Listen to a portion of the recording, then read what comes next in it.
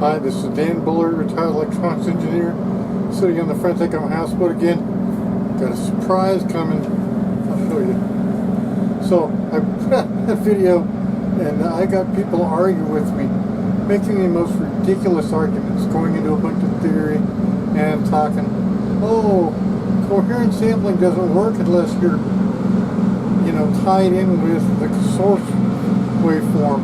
Well, he didn't know the first thing about coherent waveforms.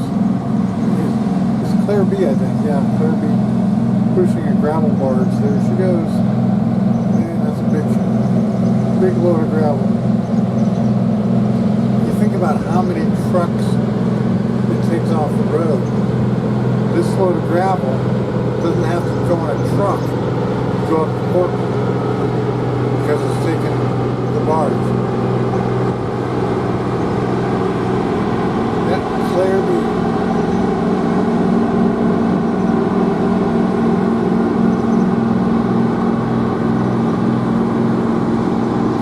All of these tugs are named for B, for some.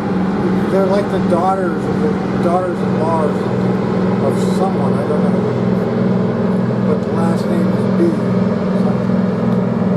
So this guy was arguing with me back and forth. I think I would should, because I gave him the link to this article that I wrote back in 2005, 2004, and it was really great. You can see they don't make much of a wave. It doesn't bother us at all. We'll skip right through it. They come by in the middle of the night too. We don't even notice. I wrote this article on using periodic white noise, and the reason I wrote it is because Daver was developing, my buddy Dave Reynolds, was developing the waveform functions for the mixed signal wave tool. That was his job. And I started, he released it, and I took a look and went through it, and I said, hey Daver, what's this periodic white noise thing? And he's like, oh, that's white noise, but it's periodic in one UTP, unit test period. And that makes it totally window free. It's totally coherent. You don't have to do any windowing, and that's a beautiful thing about it. Now this guy was commenting, oh yeah, white noise, it goes on forever and it can't be coherent. Bullshit. If you know a guy like Daver, you know it can be coherent. So Daver pulled that off. I'm like, oh, I know what that's for. That's for testing filters. He says, exactly.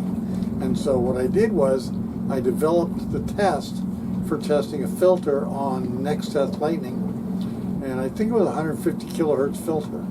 And so I developed this filter test, and then I wrote it up and I gave it to Connie Graybeal, and she took it to Evaluation Engineering, and they said, oh, that's really cool. So they published it in Evaluation Engineering, and I was the author, and because I wrote every word, but I included Daver as a co-author, even though he didn't write anything and he didn't even review it. And I gave it to him to review, and he's like, yeah, that's fine. So, but it was his idea, it was his invention, and so it turns out to be a really great article. It worked great. Now, I'm not crazy about periodic white noise. I think periodic white noise is pretty cool, but there's other ways to test the filter. But that's a really good way. They still use that on the NextTest, if I'm not mistaken. They still use that on the NextTest for testing some of the filters in the analog capture instrument. The diagnostics guy, I think his name is Randy, he wrote the diagnostics using periodic white noise, and it works really great. But you got to read the article. It's kind of a fun article. It talks about coherent sampling and all that stuff, and all the disadvantages of impulse and all that stuff. So take a look. It's pretty cool. One more thing I just got an email from YouTube.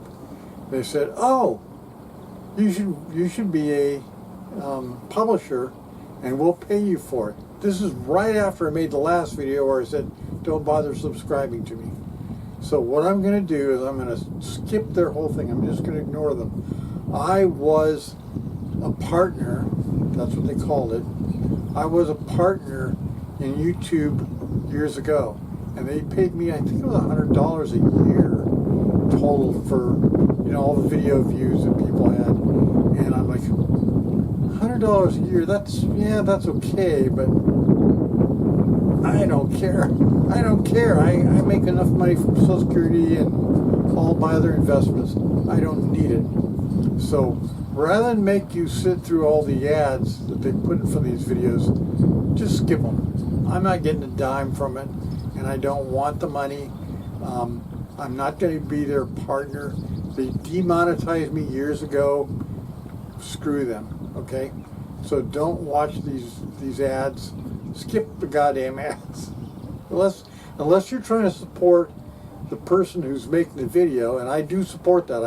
I watch ads for videos from users that I like, but you know, people that I don't care for, like my wife won't let me sit through the ads for Fox, because as soon as the ad says skip, boom, skip.